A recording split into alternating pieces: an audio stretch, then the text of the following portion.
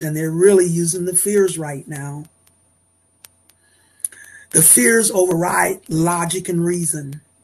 It overrides common sense. Because if you were to look at what they're pulling off, I mean, I'm scratching my head. I'm like, people are really buying into this. They're really believing this because they're fearful. And what you're dealing with is it's somewhere between a cold and a flu. I don't steer you wrong here. It's the ultimate fear that has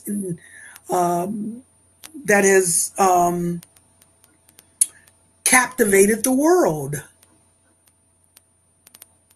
Like I said, I'll be turning 70 years young in exactly 1 month, and I'm supposed to be in the most vulnerable age group, and I refuse to wear a mask. And there was a time when I would be the only one in the store, and it was so bizarre. It's like being in a room full of drunk people as the only sober one, because I refuse to give in to a fear that doesn't make sense to me. Doesn't make sense to me at all. Let's shut down the small businesses, the gyms, the schools, but we'll leave the big stores open.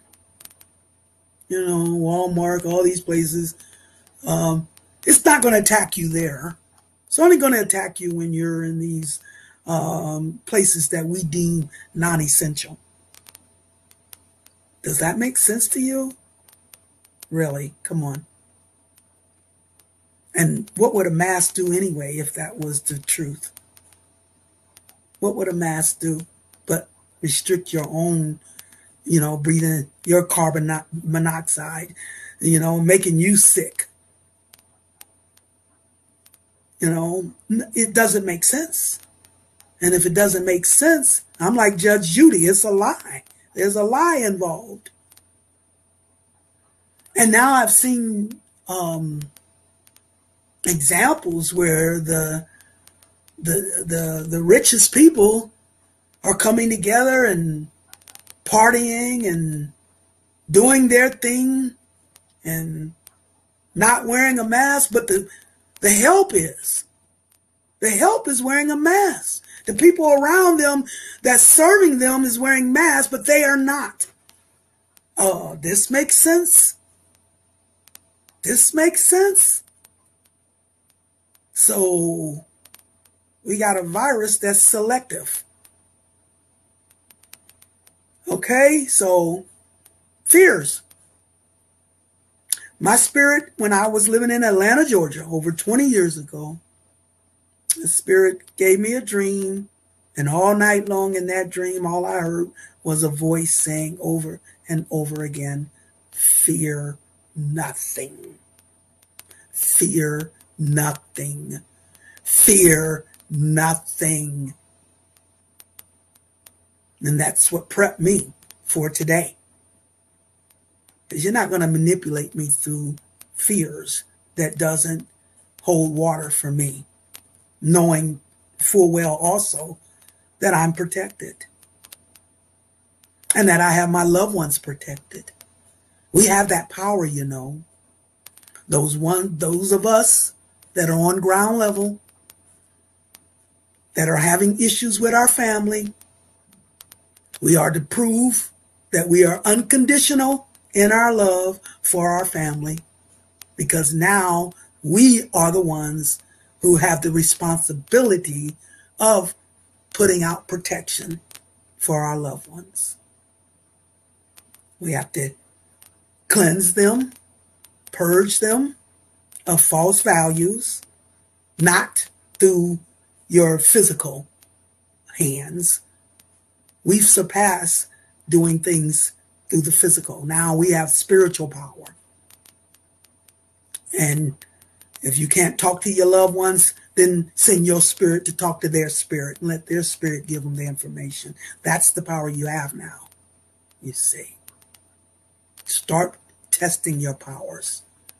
Start proving it, because you have to be the one most convinced of these powers. And that's the first way you prove your power, by putting out protection for your loved ones. You cleanse them in their energy. You cleanse their energy. Then you heal them. I use a green light to heal. Once I cleanse them of impurities by pulling, you operate spiritually through your imagination.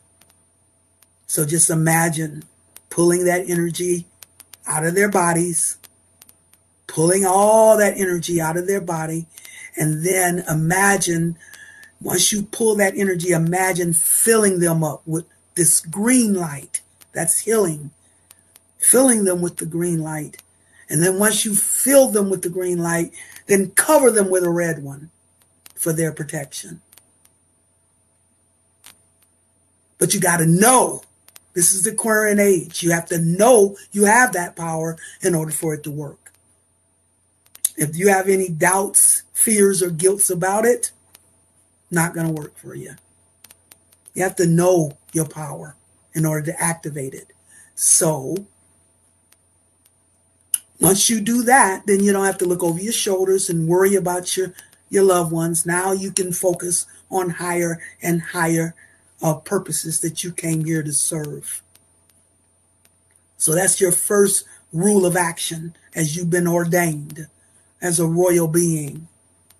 And that is how you get your first proof of the power you have to do that. So Pisces is the sign of compassion, the ultimate water. So ultimate compassion. That is what you do. You show compassion for your loved ones. Don't worry about what they did to you. You agreed to that.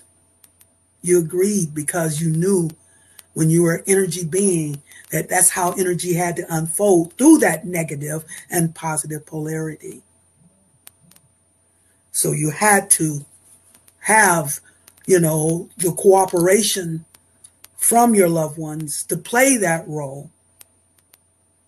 So that is why you have to love them unconditionally. That don't mean you just take anything from them. It just means that you don't sit in judgment of them. You don't look down your nose in judgment.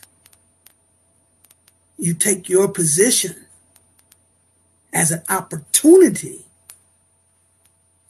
to defend them, to heal them, to protect them.